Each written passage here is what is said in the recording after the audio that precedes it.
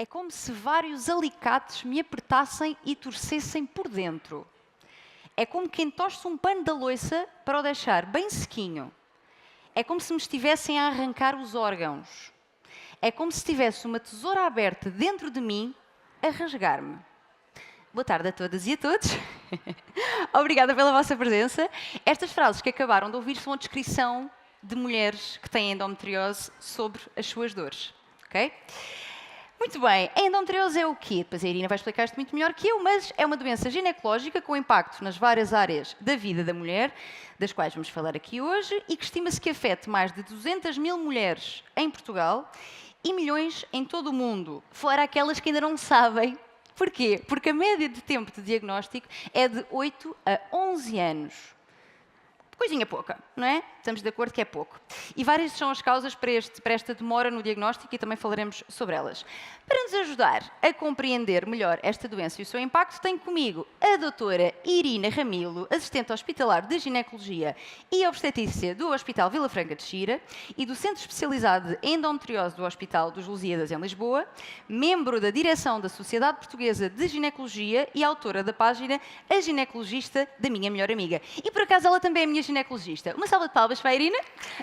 Obrigada. Muito bem. Não temos só a Irina, como podem ver. Temos também Sara Tarita, artista e autora, de quem sou muito fã, sigam a página dela também, e que é a autora do logo desta campanha, A Minha Dor Não Me Define, que é inspirado, e depois também quero que me contes um bocadinho mais, mas na sua própria experiência de vida com a endometriose, da qual nos falará hoje e com certeza vai enriquecer aqui muito a nossa conversa. Portanto, uma salva de palmas também para a Sara. E eu própria, Tânia Graça, que sou psicóloga e sexóloga e venho aqui moderar a conversa, mas trazer também alguns inputs sobre o impacto da doença ao nível da sexualidade e das relações. Portanto, acho que temos aqui uma roda ótima para ter uma conversa próxima, sem tabus, sobre esta temática. Irina, começo por ti. Claro. O que é isto da endometriose? O que é isto? O que é esta doença? Fala-nos um bocadinho sobre isso. Olha, a endometriose é uma doença ginecológica, é para aí a terceira mais frequente, é uma doença muito frequente, crónica, ou seja, uma vez tendo o diagnóstico não deixamos de ter, benigna, e que a base, ninguém sabe bem a causa, mas as características que a definem é como se as células endometriais, que é a camada que reveste o nosso útero, a camada que todos os meses menstrua, são as células endometriais, o endométrio, é como se essas células se fossem alojar fora do útero e desenvolvesse a doença. A doença, cada vez que nós menstruamos, vai menstruar o endométrio e o útero e vai menstruar também essas células que se vão localizar nos vários sítios e que, com essa menstruação, provoca muitas vezes a fibrose, a formação de nódulos, de massas, e é assim que se caracteriza a endometriose. Não quer dizer que essas células sejam por migração do útero. Há várias teorias, ninguém sabe qual é a teoria efetiva. Acham que o nosso corpo está suficientemente estudado? Né? Ainda não chegámos lá. Também se pensa que algumas células se desenvolvam nestas células endometriais. E, portanto, estas fibroses e estas massas é que provocam muitas vezes a dor.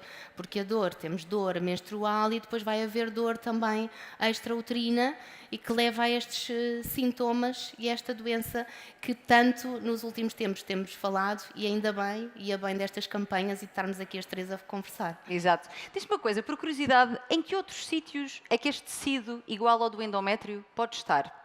Porque pode ser em sítios bem improváveis, não é? Sim, o mais frequente é extrapélvico, ou seja, o mais frequente é pélvico e depois podemos ter extrapélvico. O pélvico significa mais localizado junto aos ovários, ter quistos nos ovários, que são os vulgares chamados endometriomas, são quistos achocolatados a nível do ovário. Depois, achocolatados? sim, porque quando o nosso sangue, e vamos pensar, quando nós menstruamos e estamos na final da menstruação, mais às vezes escuro. depois vem mais escuro, mais acastanhado. Então, quando nós rebentamos ou vemos o conteúdo destes endometriomas, parece chocolate. E então chama-se achocolatado. Que Pronto. Pronto, é assim um nome carinhoso. Quais é que são os principais sintomas? Espera, mas ainda não te disse Ai, peço os outros desculpa. sítios, os outros Continua, sítios. continua. Então, depois São esta mais, lá está. pélvica e depois o que é que pode... Pronto, na pelvis pode também alojar-se junto ao intestino e, portanto, por isso surgem muitas vezes os sintomas associados à parte gastrointestinal e depois podemos ter fora da pelvis, podemos ter mais, menos vulgar, não é? Mas podemos ter endometriose junto da pleura, junto dos pulmões, e a nível abdominal sem ser na pelvis e até há casos mais raros, mas também há endometriose a nível cerebral. Cérebro não Verdade. sabia. Os pulmões estava a par e quando vi a primeira vez pensei, o quê? Nos pulmões é que é uma zona, porque pensamos, é suficientemente longe para, parece que não faz tanto sentido, mas o que é facto é que existem casos em que... Verdade, é aquelas mulheres que às vezes têm pneumotórax de repetição e não sabem qual é o motivo do pneumotórax e depois mais tarde às vezes são focos de endometriose que cada vez que menstruavam esses focos nos pulmões se desenvolviam e originavam às vezes o pneumotórax e que é muito limitante em termos de qualidade de vida para as mulheres que o têm. Muito bem, agora sim, que eu há bocado apressei-me, faltavam outros sítios, infelizmente são vários, não é? Quais é que são os sintomas? Pronto, eu vulgarmente digo que é uma doença dos Ds, ou seja, caracteriza-se muito pela dor. A dor pode ser em vários sítios, pode ser uma dor pélvica só ocasional, mas o que é mais frequente é uma dor na menstruação. Ou seja, uma mulher que tem uma dor. A dor menstrual, e nós muitas vezes e nestas campanhas acabamos por dizer que a dor menstrual não é normal, não é bem assim, nós podemos ter alguma dor na menstruação, os primeiros dias, ligeira. Esta dor é uma dor que normalmente até às vezes acontece antes da menstruação, mantém-se nos primeiros dias, persiste, que tem pouco alívio com os anti-inflamatórios ou que eventualmente a mulher também tome contraceptivo, nomeadamente uma pílula, e que mesmo na paragem da pílula tenha dor. Esta é a dismenorreia, a dor menstrual. Depois podemos ter outros tipos de dor. Podemos ter dor nas relações, a dispareunia. Tu vulgarmente deves conhecer isso e as mulheres devem conversar contigo nas tuas consultas. Bastante, É sim. dor que às vezes é nas relações, muitas vezes posicional, porque tem a ver com a localização destas lesões e, portanto, é importante nestas consultas também as mulheres virem acompanhadas dos seus parceiros para eles próprios também entenderem, porque nós mulheres, nós às vezes não sabemos esta doença, quanto mais a parte masculina, não é? Depois... Temos aqui alguns homens, deixa-me só Verdade, dizer. verdade. Temos aqui alguns. Muito obrigada por aqui estarem. Depois a dor também quando às vezes se evacua, que se associa a uma dor quando estamos menstruadas, ter dor quando se evacua, e às vezes é destes focos mais localizados a nível intestinal, ou até a dor quando se faz uma micção, quando se vai urinar. Há vários tipos de dor e depois é difícil porque como há muitas mulheres que são assintomáticas, Sim. e há mulheres que têm sintomas que não se encontram neste quadro todo que nós estamos a dizer e por isso às vezes a dificuldade que tu disseste dos 8 a 11 anos para o diagnóstico. Como é que é feito? Porque sendo uma coisa tão, pode ser aqui, pode ser ali, pode ser esse sintoma, pode ser... Como é que se diagnostica? Porque de facto, e a mim parece-me, daquilo que também tenho visto, que este diagnóstico tardio tem a ver com isto, mas também tem a ver com uma desvalorização das dores menstruais que é muito comum, ou seja, alguma moinha, chamada moinha, será natural, mas se é incapacitante, se eu não consigo fazer a minha vida, mas eu tenho essa experiência da minha vida e eu acredito que muitas mulheres aqui também tenham, que é de nos dizerem, mas é mesmo assim, porque uma mulher nasceu para sofrer. A gente está aqui para sofrer, faz doer, e, assim, e isso, essa normalização da dor, também acredito que seja uma das causas deste atraso. Como é que se faz o diagnóstico? Verdade. Olha, o diagnóstico, tal e qual como falaste, e a doença e os sintomas são tão dispares, às vezes o diagnóstico também é. Ou seja, já me aconteceu na consulta, a senhora não se queixar de nada de especial e eu só no exame objetivo verifiquei que tinha endometriose e a seguir começa a perguntar, mas ia explorar e a mulher começa a valorizar as dores que tinha. Pode ser por esta história clínica, por estes sintomas que nos mostram que alguma coisa não está não é só uma dor menstrual normal, ou uma dor persistente nas relações, ou então em termos de exame objetivo. Nós, no toque vaginal, ou seja, na observação ginecológica, nós sentimos muitas vezes estes nódulos e estas massas, ou até na própria observação em espéculo nós vemos umas lesões azuladas, acastanhadas, que são esses nódulos da endometriose.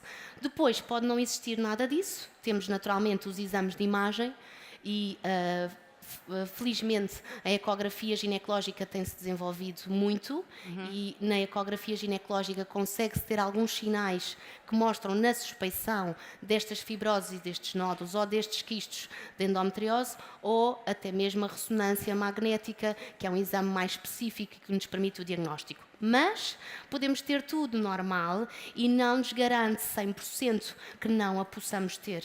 Há endometrioses que são muito difusas, com umas lesões muito difusas e que às vezes nem além de que é difícil o diagnóstico e o próprio profissional de saúde tem que fazer um estudo próprio para a endometriose, nem sempre significa que é 100% que não tenhamos se o exame também de imagem for negativo. Pois, como é que não há demorado 11 anos, não é? Ou seja, acho que é individualizado.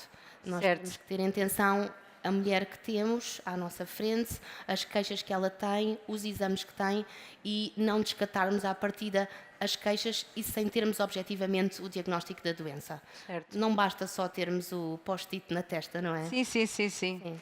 Falando aqui também nas queixas e no impacto daquilo que é a tua observação, não é, no teu trabalho, que impacto é que tem esta doença na vida das mulheres? Depois vamos ouvir a Sara na sua própria voz e sua própria experiência, mas da tua enquanto médica, qual é que é o impacto? Claro, acho que é um impacto de nós termos um diagnóstico de uma doença crónica, que sabemos que à partida temos o diagnóstico, não vamos deixar de o ter. Nós aprendemos a ler, aprendemos a escrever e às vezes não aprendemos a lidar com o diagnóstico de uma doença crónica. E, portanto, temos que abraçar estas mulheres na consulta, dar-lhe apoio emocional, envolvermos muitas vezes a família e o casal neste diagnóstico. Sim. Para as mulheres não serem apelidadas como histéricas e malucas, não é? Porque é isto, não é? A esterectomia, a esteroscopia vem da histeria da mulher, Sim. não a histeria, mas a histeria psiquiátrica, não é? Sim. Psicóloga. E tem um impacto psicológico muito marcado. E temos que dar suporte a estas mulheres para conseguirem enfrentar uma doença e terem autoestima e valorização, que não é o fim. Nem tudo, nós estamos a falar aqui de coisas drásticas, mas nem sempre o diagnóstico de endometriose é pode não ser o 8 e 80, pode ser o intermédio e a mulher pode ter qualidade de vida e esta doença tem tratamento. Exatamente, sim. Não desanimem, está bem? Assim, mitos que tu dirias, já falámos aqui de normalizar-se as dores na menstruação, que outros mitos, um ou outro que te lembres, é que achas que atrasam também, tendem a atrasar este diagnóstico? Mitos assim comuns, coisas que nós dizemos no nosso dia-a-dia? Olha, mitos à volta da endometriose, porque é uma doença das mulheres, não é? Existem muitos. Portanto, um dos mitos é nós acharmos que é uma doença homogénea. Não é? É tão heterogénea que nós temos sintomas e exames objetivos completamente diferentes. Sim. Depois, a ideia é verdade, a ideia de que não tem cura. É verdade, não tem cura, mas tem um tratamento. O mito de que se nós engravidarmos, então vamos tratar a doença. Não, é quando nós estamos grávidas, não menstruamos, então podemos aliviar os sintomas associados à menstruação. Esse é outro mito. Depois, o mito, que é enorme, da infertilidade. Portanto, pois, e perguntar isso a propósito precisamente da gravidez, sim. O mito de que quem tem uma endometriose não vai conseguir engravidar. Não é verdade. A maioria dos estudos, a medicina está sempre em evolução e o que eu aprendi quando entrei no internato não é hoje em dia o que é hoje. O que se mostra nos últimos estudos é que nem a qualidade dos ovócitos diminui. E, portanto, uma mulher que tem endometriose mesmo que tenham um endometrioma num dos ovários, o outro ovário tem tendência a ovular e a qualidade ovocitária é a mesma. Ou seja, as mulheres que se têm que sujeitar a uma procriação medicamente assistida vão ter o mesmo sucesso de gravidez do que outra mulher que não tenha endometriose. Sim, se nós tivermos endometriomas bilaterais, podemos dificultar a ovulação para a possibilidade de uma gravidez. Sim, sim. E sim, há alguma dificuldade em alguma inflamação, em algum stress oxidativo associado a esta doença que permite que haja alguma dificuldade na implantação. Mas a maioria das mulheres chega que é: eu não vou conseguir ter filhos.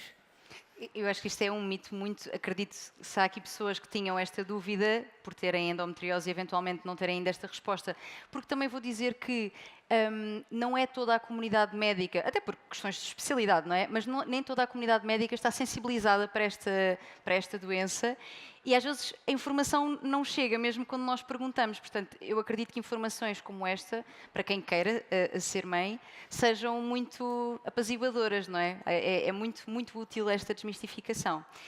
Falar-vos aqui um bocadinho também sobre o impacto psicológico, que a Irina já abordou. E, efetivamente, os estudos mostram que existe e que existe, claro, estamos aqui a falar em termos estatísticos, claro que há mulheres que hão de atravessar a coisa de uma forma bem levezinha, mas depende de vários fatores. Mas o que realmente os estudos dizem é que 36% das mulheres com endometriose lidam com algum tipo de ansiedade ou depressão. E isto tem várias razões. Para já, viver com dor, qualquer dor, não é? Quem tem dor crónica é uma coisa que impacta a vida, não há como, ocupa muito espaço, ocupa muito tempo, não há como não... e sofrimento, não é? E, além disso, acaba por prejudicar a saúde mental porque pode afetar várias áreas da vida. Ora, se afeta várias áreas da minha vida, isso vai afetar a minha saúde mental. Que áreas da vida são essas? A autoestima, não é? Portanto, a minha saúde psicológica, mental, a minha vida profissional, a vida social e também a vida afetiva e sexual. Ao nível da autoestima, uma experiência de menstruar negativa tem este potencial para nos criar uma autoimagem negativa, não é? E, ainda por cima, é uma coisa que vai acontecer todos os meses, ou pelo menos com uma periodicidade relativamente regular, e portanto é uma coisa que pode impactar. Além disso, também muitas mulheres têm grande inchaço abdominal, há assim sintomas físicos que também a deixam com alguma sensação de desconforto com o seu próprio corpo. Às vezes um inchaço pode ser tão grande que quase que parece que a pessoa está grávida, porque fica mesmo assim com uma pancinha. E isto são coisas que não têm mal nenhum, mas para nós, especialmente mulheres a quem nos dizem que tens de estar elegantérrima, sempre impecável, de repente estou com uma barriga muito inchada e isso, sabem, pode aqui ter aqui impacto na nossa autoimagem. Na vida profissional, obviamente, porque se eu tenho que ficar em casa muitas vezes, se eu tenho muita dor que me baixa a produtividade, e recentemente até saiu uma nova lei, vamos ver quão bem aplicada será, mas saiu uma lei recentemente, será aplicada a partir de abril, que prevê a comparticipação de medicação e 3 dias por mês de faltas justificadas. Estão confiantes que isto vai acontecer? Acho que sim. A Irina não está muito. Temos de ter confiança. Se não Sim. tivermos confiança, Sim, Sim, é pelo menos verdade. lutar por isso, não é? exatamente. Isso é verdade. Todas as decisões têm dois lados. Sim. E eu não posso deixar de... Nem todas as mulheres vão ter dor, não é? Pois, isto é um bom ponto. Pronto. Certo. Claro, eu acho que é um papel, é uma decisão muito importante. Como vai ser aplicada, eu também... Porque eu, enquanto profissional de saúde, ter que passar uma declaração sempre a uma mulher que tem endometriose, que pode não ter queixas. E isto é claro que é um bocadinho fora do que nós estávamos aqui a falar, mas nós sabemos que pode haver também um exagero nestes 3 dias ocasionais todos os meses. Pronto. Vamos ver. Eu acho que a legislação dá visibilidade à questão e isso verdade. Não é? É inegável que está-se a falar sobre isso no Parlamento e estar-se a pensar sobre isso politicamente é muito importante, não é? Sim. Estamos a avançar para algum tipo de decisão e de visibilização da doença. A sua aplicabilidade depois veremos no decorrer do tempo. Ainda aqui nas áreas da nossa vida afetadas, vida social também pode ser afetada, porque se nós estamos sempre a cancelar planos ou a nem saber se conseguimos combinar porque a dor vai nos incapacitar de sair. Isso acaba por muitas vezes criar um grande isolamento social. Lá está, depende sempre do nível dos sintomas, como a Irina já disse, são muito variáveis, mas é também um ponto. E claro, tende a prejudicar a vida afetiva e sexual. Também há estudos que falam sobre isto e dizem que o estado psicológico em que a endometriose nos coloca pode tornar um relacionamento desafiante, seja porque lidamos com muitas inseguranças e medos, seja porque não nos sentimos compreendidas, que é muito comum também. E há outros tantos estudos que têm vindo a mostrar que as mulheres que têm endometriose geralmente acham que a doença afeta negativamente a sua relação amorosa ao ponto de resultar em separação. Não vamos levar isto como, ai meu Deus, já então é o fim. Não é disto que estamos a falar, estamos a olhar para números e olhar para estes números é útil inclusive para procurarmos soluções, não é? Que aqui estamos também a tentar encontrar. Por isso, parceiros e parceiras informadas precisam-se, não é? Depois mais à frente também falaremos sobre isto.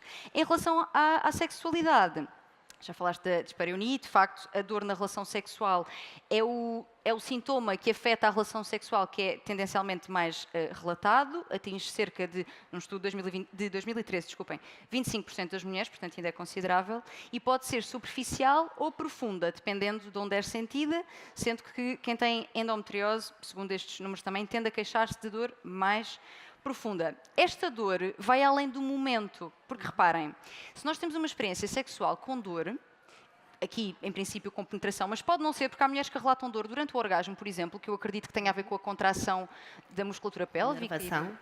Exatamente. Mas quando nós temos dor na relação sexual, essa memória fica.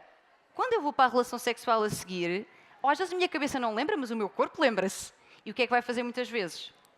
É apertar. Houve aqui várias pessoas que fizeram logo assim. Vai, e muitas vezes, desenvolver disfunções sexuais secundárias, como o vaginismo, por exemplo. Se eu me lembro que não é bom, também não tenho tanta vontade, também não lubrifico tanto. Se não lubrifico tanto, se houver penetração, vai ser mais doloroso ainda. Estão a ver? Portanto, afeta não só porque me dói naquele momento, é todo o impacto que tem. E vou-vos dizer, nos casos, e aqui mais em termos de casais heterossexuais, há alguns números que dizem também que as mulheres tendencialmente não falam assim tanto disto com os seus parceiros e muitas, vou dizer 46% neste estudo, admitiram ter sexo apenas para satisfazer o parceiro mesmo tendo dor. Porque é muito para isso que somos educadas também, vamos aqui, não é? Portanto, é para não haver chatices, não é? Vou aqui tratar disto num instantinho, mesmo que esteja em dor. Ora, quanto mais experiências de dor e traumáticas eu tenho, mais é isso que fica associado ao sexo e, portanto, menos vontade eu terei de fazê-lo. Portanto, claro que vai afetar. Ou seja, sem ajuda médica, sem informação para passar às pessoas, sem apoio do parceiro, claro que a doença terá, de facto, grande impacto na saúde mental, sendo que depois temos aqui ainda um ciclo muito pernicioso, que é portanto, tenho dor. A dor afeta a minha saúde mental. A minha pior saúde mental também vai afetar a minha dor, pode piorá-la. Então, de repente, estamos aqui. Ciclo vicioso. Mas não queremos. Não queremos que assim seja e não é isso que é. Estamos aqui precisamente para perceber o que é que podemos fazer. Portanto, há estratégias, há coisas que se podem fazer para minimizar estes impactos e melhorar a qualidade de vida e vamos descobrir quais é que a Sara encontrou. Mas antes ainda disso, antes de irmos às tuas soluções, eu quero saber qual é que é a tua história com a endometriose. Sara, conta-nos tudo. Olha, a minha história, eu estava a ouvir-vos a ambas e estava a pensar, tudo o que tu dizias e tudo o que a doutora Irina dizia, eu vivi, eu passei, ainda vou replicando em alguns momentos da minha vida. Eu acho que aquilo que eu vou partilhar deve ser a vivência, talvez, da maior parte das mulheres que está aqui, infelizmente, porque eu, como muita gente, mal tive o meu primeiro período, a minha primeira ginecologista disse-me a pílula é a melhor opção para ti. Então, eu tomei a pílula contraceptiva desde que me recordo. Então, A partir da primeira menstruação? sim, foi logo daí. É lá. Eu tinha 13 anos, tanto, era jovem. Ok. Ou seja, eu tomei a pílula durante quase 10 anos e hoje, depois do meu diagnóstico e de algumas conversas com o meu médico, estima-se que o meu diagnóstico tenha vindo precisamente tardio porque a minha pílula ofuscou a maior parte dos sintomas. O que é que acontece? Ao longo dos anos, talvez, não sei qual é a razão científica, mas talvez a pílula se tenha cansado de me proteger de algumas coisas e começaram a aparecer umas coisas estranhas. E essas coisas estranhas foram sempre sendo desvalorizadas.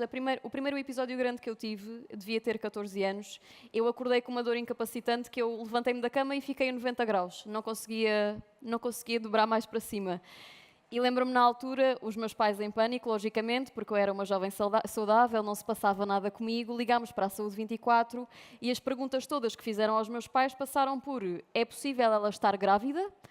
É possível, estamos a falar de problemas de bexiga ou de rins, portanto, todos os problemas seriam, obviamente, um cenário, nunca um problema no útero, ou uma endometriose, ou qualquer outra condição. Mas, Então, olha, mas fazias a pílula e menstruavas todos os meses. e menstruava regularmente, estava O que tudo estava bem. a dizer é, a pílula não deixou de fazer efeito em ti, tu é que menstruavas Naturalmente. a fazer a pílula Exato. todos os meses. Então provavelmente foi evoluindo. Exatamente. Então, o que aconteceu foi que nesse dia já estava a caminho do hospital, cheguei ao hospital, vou à casa de banho, menstruação. E aí os médicos, então não é nada, pode ir para casa, não se passa nada, era só o período. Se fosse uma pedra no rim, ficavas lá de certeza. Exato. Então, na altura, aquilo acabou por passar e o que é que seguiram nos anos seguintes? Dores na relação sexual, sangramentos de parece que matámos aqui uma pessoa, mas não aconteceu Mas nada. na relação sexual. Na relação, precisamente na questão posicional havia... Mas isto é sempre tão autocentrado e tão solitário que há uma determinada altura em que realmente o problema parece que somos nós, não é? E porque é que será que é só comigo? Que de repente estou a sangrar, de repente dói-me assim e depois as pessoas dizem que a experiência é tão boa e que é tão assim assado e eu estou a viver isto desta maneira. Qual é que é o meu problema? Então, como dizias, esta questão da autoestima vai sendo uma bola de neve porque vai criando um estigma, um complexo em nós que depois é só piorado porque não falamos com ninguém nem temos com quem desabafar porque é normal, então toda a gente deve passar pelo mesmo, mas ninguém fala sobre isso. E não partilhavas com as pessoas com quem te envolvias? Não, o que acontece precisamente é isso, é que depois quando começas a passar pela situação limitas-te sexualmente também, porque imagina que queres ter uma relação mais casual. Tu já estás a pensar, eu vou Exato. ter que ter esta conversa, vou ter que me sentar com sim. este jovem e vou ter que lhe explicar, olha, pode acontecer, mas eu não estou estragada, ok? Isto vai sangrar e um homem, e ainda para mais com a falta de informação em quem tem, imagina para quem não tem, Sim. as pessoas ficam a olhar para nós e há aquele estigma até meio que doença sexualmente transmissível, tipo, esse teu problema, isso passa-se, isso... Sim, porque a dor pélvica pode ser um sintoma de ISTs. Exatamente, Sim. portanto, ainda aumenta o problema, porque a conversa é tão desconfortável, nós próprios nem sabemos bem o que é, que houve uma pessoa com quem eu me envolvi que na altura disse-me, olha, está tudo bem entre nós, mas há alguma coisa aí que se passa e tu tens mesmo de perceber, porque não podes normalizar, e porque o sangramento era tal na altura que não podes normalizar que isto esteja a acontecer. Olha, mas gostei. Foi eu na altura. Parabéns, assim, boa. Não é? Às vezes há pessoas que se cruzam e nos ajudam Foi, também foi, nessa... foi uma boa coisa que eu até hoje ainda tenho lembrança dessa partilha. E na altura procurei uma outra médica, fiz uma ecografia e na ecografia, perfeito, como nós também já devemos ter todas ouvido, o nosso útero é perfeito. Tão Lindo, bonito. Tão bonito este útero. O meu útero era Por acaso não disseste do meu, Irina? já a largar aqui fora. Se calhar meu útero é feio, ou se calhar não dizes porque não precisas dizer estas frases às tuas pacientes. Tens outras técnicas para as deixar tranquilas como é que o útero tão lindo. Pois, Cada um à sua beleza. vá. Exatamente. já se safou. Mas é verdade, é uma coisa que eu ouço muitas pessoas Dizem dizerem. todas. Sim. E nessa ecografia, precisamente, eu não tinha problema nenhum, portanto, eu nem fazia ideia que às vezes o passo a seguir à ecografia seria vamos fazer uma ressonância ou vamos explorar mais longe. Portanto, não houve ressonância, não houve nada, a minha vida seguiu tal e qual como estava. Portanto, eu comecei a ter um bocado mais de cautela em determinadas relações para não acontecer aquele sangramento daquela forma. Portanto, a minha vida, como dizes, já à volta daquela dimensão. Exato. Já estava muito a pensar no antes e no depois, ou seja, a espontaneidade que muita gente se calhar tinha ou tem. Eu, na altura, já controlava, já não havia tanto espaço para criatividade, porque eu própria estava a limitar-me. Então, seguiu-se muito assim, até haver... E nisto até eu hoje ainda me sinto muito sensibilizada, porque houve um dia em que eu, tal e qual como aquelas duas, quando eu tive 13 anos, eu tive um episódio semelhante, mas que me levou mesmo às urgências, fiquei internada, fizeram-me todos os exames, eu fiquei lá à noite, a soro, eles não sabiam o que é que se passava comigo, que o meu corpo estava ótimo, as análises perfeitas. No dia a seguir o médico me veio ver e disse-me assim, por acaso não anda com ansiedade ou não está cansada? Ele assim, muito confuso, assim, eu não sei o que é que se passa contigo, porque está tudo bem. E não me deram, portanto, diagnóstico nenhum. E eu, quando fui voltar a uma médica de medicina geral para levar as análises desse episódio das urgências e para lhe explicar que, pronto, tinha acontecido isto, quero só ver se está tudo bem, ela assim, então, mas conta-me lá um bocado mais o que é que se anda aqui a passar para trás. Porque na altura até lhe disse assim, em nota de rodapé, já agora quero tomar um contraceptivo, mas não quero voltar à pílula porque deixei. E ela, calma, deixaste, mas tomaste, e depois aconteceu isto. E ela, mas faz-me lá aqui uma linha cronológica do que é que se passa. Eu, pois, sim, às vezes sangro. Depois sangro, depois fui para o hospital, inchaço, estou sempre com uma barriga de 4 ou 5 meses. Ela, mas inchaço, eu, isso é normal, eu como muita massa, como pão, deve ser disso. Até nós vamos normalizando. Tudo, Sim. normalizei. Eu, na minha cabeça, achava que toda a gente ficava inchado depois de comer, era tipo experiência humana, ficar inchado. Era assim que eu sentia, toda a gente vai sentir o mesmo. Sim. Então essa médica disse, não. Isso não vais sair daqui sem qualquer exame. Passou uma ressonância e no dia, eu lembro-me, Tânia, o dia que eu abri aquele relatório, a minha mãe andava, não tens nada de endometriose, que isso é muito grave, não vais ter nada disso, porque eu, entretanto, fui investigando. Sim. No dia em que eu abri aquele relatório que vem na aplicação, também é coisa que eu não sei porque é que se faz, porque depois as pessoas vão Dr. Google e vão fazer as suas próprias conclusões. Quem nunca? Não devemos, mas quem nunca, não é? Então, eu lembro-me perfeitamente de o relatório ter uma data de coisas que eu não percebia nada, chinês, e na última frase dizia lesões compatíveis com diagnóstico de endometriose profunda incipiente, que na altura inicial, e eu li só endometriose profunda e fiquei radiante. Eu não sei dizer, eu sei que isto é uma experiência mesmo transversal para quem tem endometriose e para quem vai ter este diagnóstico, porque isto é uma validação das queixas. É um atestado de tu não és chanfrada, há mesmo qualquer coisa que se passa, porque nós ouvimos tantas coisas e as pessoas a desvalorizarem, dores menstruais, as moinhas, e como esta escala de dor é difícil de quantificar, eu quando abri aquilo pensei, algo se passa comigo. Sim, não estou louca, não é? Não estou maluca, não é? Sim. Não sou eu que não sei ter relações sexuais e estou a sangrar, não sou eu que estou a fazer qualquer coisa de errado, não sou eu que não consigo comer porque fico inchada. Há um problema. E essa validação, tipo, top 3 dias mais felizes da vida, porque há ali um momento de alívio. Ok, então agora Claro. sei que tenho que procurar alguém que me vai indicar de forma mais clara sobre o que fazer ou não fazer. Então foram praticamente 10 anos. 10 anos de coisinhas de nada que... Estás aqui na estatística, então, não é? Estou perfeitamente dentro da estatística, que vais dizendo, não é nada de relevante. E esse não é nada de relevante, acredito que sejam coisas que todas passemos em determinadas alturas. E pode não ser necessariamente endometriose, como também dizia a doutora Irina, não é? Sim. Mas há muita gente que tem endometriose e não é a doença das malucas, não é uma invenção. E para mim, efetivamente, neste momento, eu posso dizer que, espero não estar a lançar um mau presságio para mim própria, mas eu não estou a sofrer ativamente com endometriose, mas já sofri muito. E em determinada altura foi mesmo incapacitante. E se eu Como não... descreverias a dor? Estavas a dizer que foste para o hospital e ficaste internada. É porque para nós ficarmos internadas com uma dor que os médicos não estão a conseguir identificar, temos de estar em muito sofrimento. Muita agonia. E depois eu nem consigo comparar, porque as minhas dores menstruais, quando eu as tinha, nessa altura eram sempre assim. A analogia que fizeste de início de Gosto de Facas é muito Estas clara. frases são reais, são de um livro da Catarina Maia, que é precisamente sobre esta temática. É muito isso, porque tu estás incapacitada, não te consegues mexer, não consegues reagir, depois isso afeta-te mentalmente, porque depois ficas-te a sentir mal de... Que eu acho que é o que a endometriose causa mais a muitas mulheres, é esta coisa de que estamos em autodestruição. Tipo, porque é que o meu corpo me está a fazer isto a mim? Porque é que eu me estou a sentir desta maneira? Será que o meu corpo está estragado? E depois há muito, infelizmente, também mídia e pessoas com terapias mais alternativas, às vezes têm muita a coisa de culpabilizar a mulher, de que São traumas a endometriose aprisionados. são traumas da tua infância e do feminino e tu, vai-te lixar, não é traumas de nada. Tipo, a sério que eu já tenho que estar a lidar com esta dor e agora estás-me a dizer que é traumas da vida passada da minha mãe? Se calhar é, mas agora eu preciso de resolver esta situação. Agora na vida que eu estou a viver preciso de lidar com isto, preciso de descobrir como tratar. Então é sempre um caminho muito solitário, muito doloroso fisicamente e acho que a dor passa muito para o mental, especialmente a situação que eu vivi, depois conversas desconfortáveis que tens que ter com o dia-a-dia, depois o dizeres, não vou fazer isto porque dores menstruais. As pessoas, a sério que...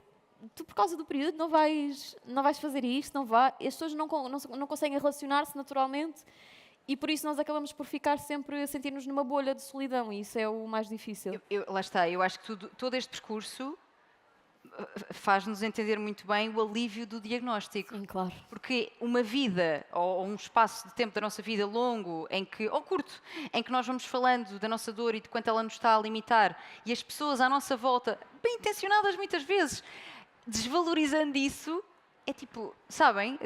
É como se não nos estivessem a ver, tu não me estás a ver, tu não me estás a ver, não estás a ver a minha dor, e ela é real, mesmo que tu não a entendas. E por isso é que o diagnóstico depois também tem este valor. Estavas a dizer que atualmente não estás a sofrer no teu dia-a-dia. Como é que é o teu dia-a-dia com a endometriose neste momento? Já percebi que já foi diferente e pior, ainda Sim, bem que já não é foi o bastante caso. pior. Eu gosto de acreditar, porque acho que não seria uma coincidência, mas teve muito impacto depois de eu, entrando, sou seguida por um médico que é especialista em endometriose. Amém, amém. Ainda bem que eles Precisamos. existem, ainda bem que vocês existem. Exatamente. E ele deu-me muitas recomendações e por acaso foi muita sorte, muito acaso, que quando eu cheguei eu disse logo, olha, a minha ideia é tentar ao máximo que os meus recursos sejam todos menos a pílula, porque eu não me dava muito bem com a pílula, havia outros sintomas que depois a pílula despoltava em mim. Ele disse, olha, eu não te vou obrigar, porque sabemos que a pílula é uma espécie de um penso rápido, não é? Ajuda, e há pessoas que precisam mesmo de recorrer à pílula, não era o meu caso, porque eu não estava no ponto em que precisava desse tratamento. E eu disse-lhe, queria tentar ao máximo não ir por aí. Que outras soluções é que eu tenho? E na altura ele até me passou uma data de contactos, mas explicou-me que para muitas mulheres, e no meu caso, poderia ser muito benéfica a parte da atividade física e da alimentação, porque já se sabe que há alguns alimentos, mesmo para pessoas sem endometriose, que podem ser mais inflamatórios Exato. e mais complexos. E o que ele me disse é uma coisa que eu levo como premissa para sempre, que é não é deixar de fazer tudo, é escolher que guerra comprar. Por exemplo, no meu caso específico, eu gosto imenso de jantar fora, de almoçar fora, os meus convívios com amigos, eu gosto muito desse momento. O social, aquilo que me traz emocionalmente, é muito superior àquilo que eu depois ponho na balança de se calhar vou jantar no italiano ou no mexicano e se calhar vou-me banhar em queijo. E depois as consequências podem não ser necessariamente muito boas, mas depois também é uma questão de a pessoa vai se adaptando a perceber que tipo de alimentação é que realmente não faz sentido e depois em que momentos é que eu preciso ou não de abdicar de certas coisas e, entretanto, a vida vai se ajustando completamente, vai fazendo o seu novo dia-a-dia. Portanto, Sim. eu acho que, para mim, exercício e alimentação foram mesmo chave, porque, entretanto, a única coisa que eu fiz foi por um DIU, mas que atualmente não tenho, portanto, eu não tomo nenhum contraceptivo e tenho menstruação com dor, mas também não é a dor moinha, mas também não é a dor que eu estava habituada antigamente, portanto, já...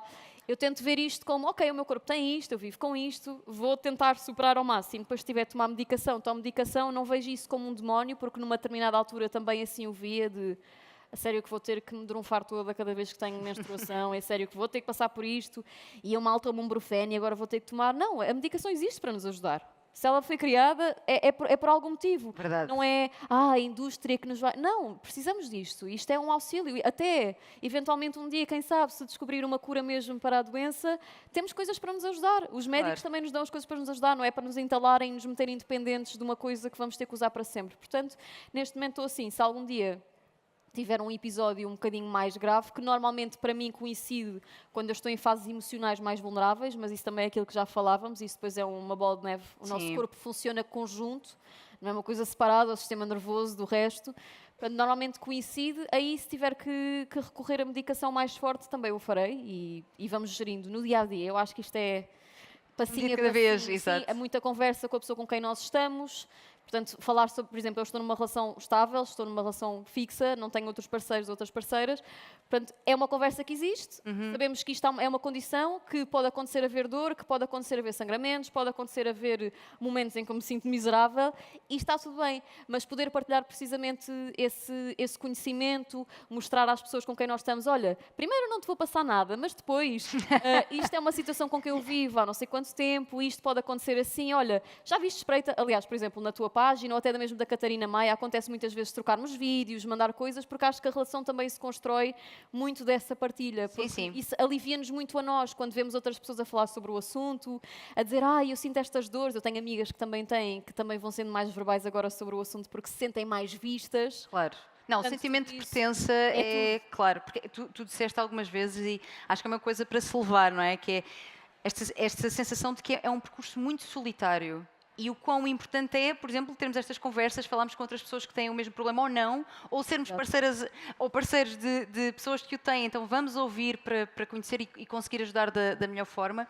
Tu dizias aqui que então as estratégias que atualmente resultam para ti são a alimentação, o exercício físico, portanto as melhorias que sentes, estás a associar isto. Exatamente. E a toma de medicação quando tens dores, portanto um Brufenzito, não é? Sim. Ou se calhar alguns... Às vezes, sim, pois, às vezes outras coisas, mas sim. Exato. Portanto, a medicação também e a conversa com Sim, a pessoa que está contigo. eu acho que porque- sou das pessoas que sofreu mais emocionalmente do que fisicamente. O meu percurso foi mais com mais pedras, precisamente por o navegar das relações e às vezes até a própria relação familiar, porque Sim, sim. eu na altura era muito jovem e com 14, 15 anos, depois ter que explicar ao meu pai, à minha mãe, a minha mãe estava incrédula porque achava que aquilo era uma doença fatalista, que poderia ter um problema grave, porque os casos que ela conhecia eram pessoas que estavam muito mal. A primeira vez que eu tive no médico, achava eu, nunca vou ter filhos na vida, pronto, estou infértil. Portanto, desconstruir essas coisas eu acho que é um caminho muito mais violento, no meu caso, do que a questão física. Portanto, eu tive que desconstruir estes preconceitos que existem com a doença, perceber que há muita desinformação, porque às vezes as pessoas estão com boas intenções a querer dizer qualquer coisa e estão só a disseminar informação falsa. Sim, sim, sim. Portanto, procurar um bocadinho essa nossa rede de apoio. Eu, pessoalmente, tenho uma amiga muito próxima que tem uma endometriose muito, muito complicada, já foi operada várias vezes e ajudou muito a encontrar esse colo nessas pessoas próximas, inclusive também deixar aqui a recomendação da Mulher Endo, que é a Associação para a Endometriose. Elas dão muito apoio e eu conheço muita gente que, através dessas informações de publicações, de blog, que foram encontrando, eu também sinto isto, eu também tenho isto, se calhar vou procurar alguém igual a mim. Exato. Esse sentimento de pertença. Portanto, e é precisamente nesta busca por informar, por sensibilizar, por criar um espaço em que as pessoas percebam, tipo, não estou sozinha nisto, que surge também aqui esta campanha que se chama A Minha Dor Não Me Define, que é assim uma junção, e falaste aqui da Mulher Endo, que é uma junção precisamente da Mulher Endo com a Sociedade Portuguesa de Ginecologia, que se juntaram à Gideon, para desenvolver, portanto, esta campanha de awareness sobre endometriose. Sara, tu que és uma artista, contribuíste com a tua arte, É verdade. que está aqui precisamente. Fala-me um bocadinho desta campanha, o que é que ela pretende, em que é que te inspiraste? É um bocadinho autoexplicativo. Exato, autoexplicativo. Olha, o logo vai ser utilizado agora, especialmente no mês de março, que já está a acabar, mas o mês de março, que mês para a sensibilização para a endometriose. E a minha inspiração, precisamente, é bastante fácil, porque o útero é o centro aqui da coisa, mesmo que depois estes tais tecidos venham a aparecer em sítios mais estranhos. O útero está no centro. Eu optei aqui pelo uso das luvinhas de boxe na zona dos ovários, por uma questão também estética, acabou por ser mais lógico, mas porque isto é uma luta diária. Como eu dizia, é uma luta que vai sendo descoberta. Vamos percebendo até onde é que vamos, o que é que temos de fazer, como é que temos que combater, e um pouco para lembrete de que sim, há dor, e a dor, como dizia a doutora Irina, é aquilo que define na maior parte das mulheres a endometriose, seja esta dor emocional, psicológica ou uma dor física.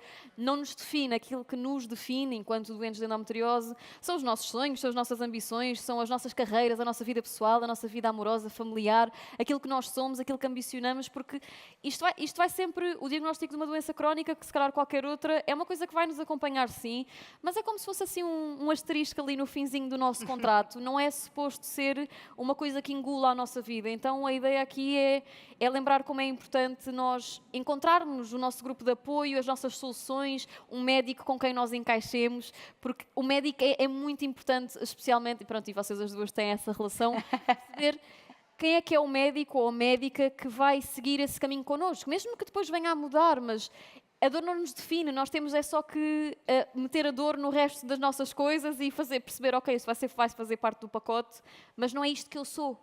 Não vai ser isto que me vai definir todos os dias. Não, olá, eu sou a Sara, sou artista. Olá, eu sou a Tânia, sou psicóloga. Portanto, há várias coisas que são maiores no nosso mundo, e por mais que às vezes em momentos de aflição pareça, e a mim pareceu muitas vezes, que é só isto que eu sinto e a minha vida vai ser à volta desta porcaria porque eu estou em dor e isto nunca mais me vai largar, parece que é quase como se uma sombra.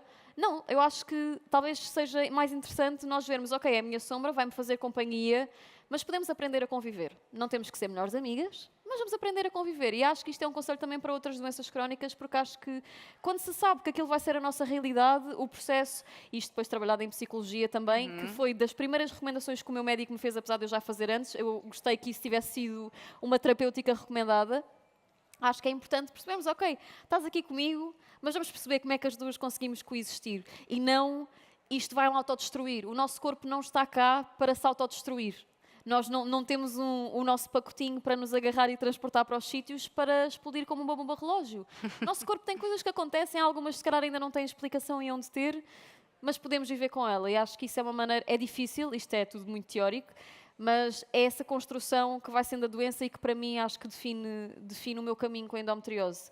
De inimigas a pessoas que se toleram. É isso, é assim que eu estou com ela. Teórico e nem tanto, porque tu estás aqui a dar um relato muito, muito inspirador de experiência própria, portanto não vem só de... Sim, não é só de teoria, é de prática, mas de muitos anos, porque isto agora estou a dizer, mas houve alturas em que eu pensei, nunca mais na vida vou ter relações sexuais porque já estou farta de ter estas conversas, já nunca mais vou comprar estas guerras, ou seja, mas isso depois vai-se construindo, depois percebendo quais é que são os nossos negociáveis, os nossos não negociáveis e perceber que se calhar essa parte que nós estamos a sabotar na nossa vida pode estar-nos a prejudicar mais do que realmente perceber que fazemos parte uma da outra, vamos viver e lidar.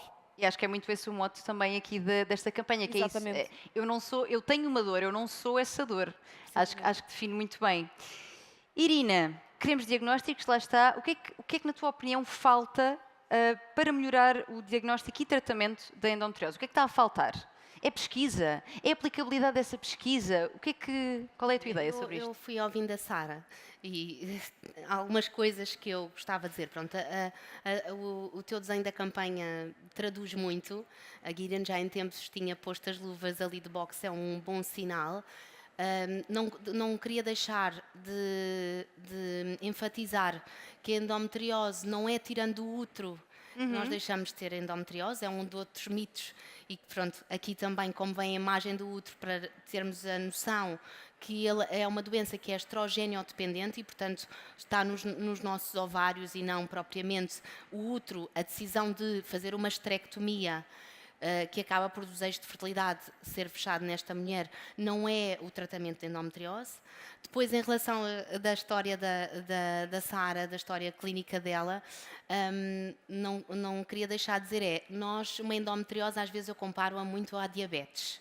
Ou seja, nós podemos ter a parte da nutrição, a parte do exercício físico que ajuda as nossas glicémias da nossa diabetes estarem boas. Não significa que ela não evolua. E, portanto, às vezes esta hormonofobia que hoje em dia nós estamos na sociedade, numa questão de uma doença crónica, não deve ser esta a postura. Porque nós sabemos que a ausência de menstruação é que vai fazer com que esta doença também não evolua. É verdade que não sabemos tudo e, como estávamos a dizer, o que é que nós precisamos para melhorar a endometriose? Nós precisamos de um sistema público com mais capacidade. Eu ainda me mantenho no sistema público, mas é difícil. Não estou a falar... Parece que o nosso país é dividido a meio. O norte está muito desenvolvido, Lisboa não. O sistema público, temos cada vez mais profissionais a sair e é difícil uma doença que é multifatorial, que é multidisciplinar, saírem-nos peças deste puzzle, às vezes é muito difícil para manter este apoio às mulheres no sistema público. Depois é verdade que o nós falarmos aqui, esta literacia, estarmos aqui as três a conversar, ajuda a não só que as mulheres tenham consciência da endometriose, que a sociedade tenha consciência da endometriose, que os nossos políticos tenham consciência da endometriose e que invistam. E se nós falarmos, as farmacêuticas também cada vez vão mais investir e nós vamos ter provavelmente mais abordagens de tratamento, novas medicações. Nós sabemos que pode haver marcadores biológicos, microRNAs, que são umas estruturazinhas que nos podem ajudar, quer no diagnóstico, sabermos se eventualmente existe ou não endometriose e, quem sabe, no tratamento. Portanto, cada vez estão a surgir mais medicamentos dirigidos à endometriose e eu acho que com esta evolução é este o caminho e acho que havemos lá chegar. Como é o caso, por exemplo, da diabetes, cada vez temos mais medicação associada, porque foi uma doença crónica que existe cada vez mais e é cada vez mais falada e explorada. E, portanto, acho que é uma oportunidade e uma janela que temos para estarmos aqui as três a falar e conseguirmos que cada vez haja mais medicação e consciencialização desta doença. Isto é um ponto muito importante também, não mencionei há pouco, mas a doença pode ter, e tem para muita gente, um impacto grande em termos financeiros. Porque as cabeças que abanam tristemente. É verdade, porque exames, ressonâncias magnéticas são coisas carotas de se fazer, não é? E muitas vezes não havendo esse acesso no serviço público, isso, mais uma vez, vai atrasar, se calhar, para muita gente, ainda mais o diagnóstico, ou deixar deficitário o tratamento, porque, como estavas a dizer, os médicos vão saindo por lá está, falta de condições, pela sua própria escolha, e isso vai retirando partes importantes de um trabalho que tem que ser multidisciplinar. Portanto, sem dúvida. Para além destas questões estruturais, dizer ainda, estão aqui alguns homens, podem ou não estar em relações com mulheres, mas pessoas que se relacionem com pessoas que tenham endometriose. É muito importante este apoio familiar e de parceiros, de parcerias de vida. Muito, muito, muito importante. E como é que isso pode acontecer? Buscando essa informação, ouvindo a pessoa que está convosco, vindo a este tipo de conversas. Há grupos também, lá está, há grupos de apoio, de conversas, pesquisando este projeto também. Porque, claro que se eu não tenho informação, é mais fácil eu desvalorizar a dor do outro, eu não sei bem o que é. Mas esse conhecimento é muito importante e nós pesquisarmos sobre isso é estar a ajudar a pessoa que está connosco. Em termos familiares, a mesma coisa, portanto, envolverem-se. As pessoas que estão mais próximas de nós vão ter um papel importante também em dias que estamos incapacitadas, em que precisam, olha, eu preciso que me laves aqui esta roupinha, está bem? Claro que se for a pessoa que vive connosco, na verdade tem a sua obrigação de dividir connosco. Mas estou a dizer até coisas que seriam da nossa competência, mas precisamos dessa ajuda. Portanto, ter essa rede é muito importante também. Precisamos de família connosco. Amigos que, sabendo, também não nos permitam isolar-nos, respeitem o nosso espaço. Tipo, olha, hoje não consigo mesmo. Ok? Mas que se vá marcando coisas, se calhar se vá marcando coisas em casa para que não haja este isolamento. E para as próprias pessoas, para as próprias mulheres que tenham endometriose, tentar falar de forma aberta, honesta, no plano sexual, no plano emocional, porque vou-vos dizer, nós, mulheres, somos muitas vezes socialmente educadas para cuidar dos outros. E se eu estou voltada para o cuidado ao outro e para a atenção às necessidades do outro, muitas vezes eu nem identifico as minhas. Não me dói nada, eu estou bem, olha, não estou bem, não preciso de nada, estou bem. Sabe, eu não identifico as minhas, eu não peço aquilo que eu preciso, eu não coloco os meus limites e isso vai ser muito prejudicial. Portanto, precisamos mesmo aqui de abrir esta conversa com toda a gente, como estamos a fazer aqui. Vamos a uma última questão. Já tem aqui coisas para seguir, sigam por ela. Uma última questão para ambas. Se pudessem deixar uma mensagem para todas as mulheres que vivem com endometriose, que eu acredito que haja aqui algumas, qual seria essa mensagem?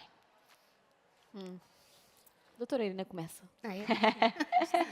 Olha, primeiro, não queria deixar de dizer que acho que o mês de março, o mês amarelo de consciencialização desta doença é super importante. Esta campanha de A Minha Dor Não Me Define, quer do Por Ela, quer da Gideon, quer com o apoio da sociedade e da Mulher Endo, é extremamente importante e por isso é que estamos aqui. As nossas redes sociais que vão falar e dar informação em relação à literacia para a saúde e desta doença e, além disso,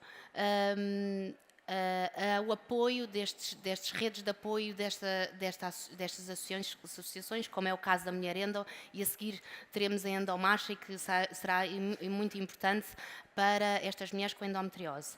Que mensagem gostava de dizer? Que não estão sozinhas, enquanto houver ginecologistas que adoram esta patologia e que, apesar de ser difícil e que às vezes sinto que na consulta é uma consulta às vezes um bocadinho mais de psicologia, de apoio, de conforto, de colo, enquanto houver que hajam e que gostem de estudar e de explorar esta doença boa, e que a dor não vos define, nós temos que escolher como é que queremos superá-la. E isso é o mais importante, é termos respeito, termos cuidado, e esta ação do self-market dedicada ao autocuidado, e por isso é que estamos aqui um bocadinho a falar da endometriose, respeitar e abraçar estas mulheres, que não é o fim de todos, estamos aqui a falar de coisas. Não é quando falamos de uma doença, falamos do 8 e do 80. Há um meio termo, há um seguimento de uma doença crónica como qualquer outra. Obrigada, Irina. Sara? Não querendo ser repetitiva. Pois eu senti que ias dizer esta parte. Vocês não estão sozinhas, porque ela fez assim, pois, era essa que eu ia dizer. É isso, mas talvez acrescentar só uma pequena coisa, que já da perspectiva da paciente e não da médica, claro. Que é não desistirem de procurar um médico ou a médica que faça mesmo sentido para vocês, porque obviamente não desvalorizando os médicos, porque vocês, além de médicos, são também pessoas, não é? E às vezes é um bocado a semelhança como o psicólogo também, que às vezes aquele médico, por algum motivo, aquilo não bate. O nosso santo não Não é bate. bem, não era bem aquilo, ou sentimos que não estamos alinhados no diálogo. E pode ser frustrante depois de termos um diagnóstico, ou antes de termos o diagnóstico, se calhar sentirmos que essa pessoa que nos acompanha não é bem aquela. Não desistam de encontrar essa pessoa, seja no sistema público ou no privado, se tiverem essa possibilidade e quiserem, de encontrar alguém, porque vai ser uma coisa que vos vai acompanhar, seja de 6 em 6 meses, de ano a ano, depois lá vai depender. Procurem essa pessoa, procurem a vossa rede de apoio e, como a doutora Irina dizia, a endomarcha vai ser hoje às 3, portanto, se daqui, entretanto, quiserem ir passar por lá, acho que poderão encontrar outras pessoas que se calhar partilham das mesmas histórias e sentir um bocadinho mais essa ideia de pertença. Portanto, acho que é isso. Muito obrigada às duas. Muito obrigada a todos os presentes. Dizer-vos que esta conversa não tem que terminar aqui. E o ideal é que não termine mesmo. É que vocês peguem no tema e levem para as vossas mesas de amigos e para as vossas mesas de família. Levem para conversar com as pessoas. Levem a campanha, inclusive, mostrem esta campanha para que mais gente tenha conhecimento dela. Porque isto pode fazer com que alguém que está a sofrer com sintomas e não sabe o que é, perceba, olha, pode ser isto. Ou pode ajudar alguém que já estando a passar pela doença não se sinta tão sozinho ou não se sinta sozinha de todo. Portanto, levemos esta conversa mais longe para que toda a gente tenha mais apoio, acolhimento e empatia. Muito obrigada! Muito obrigada!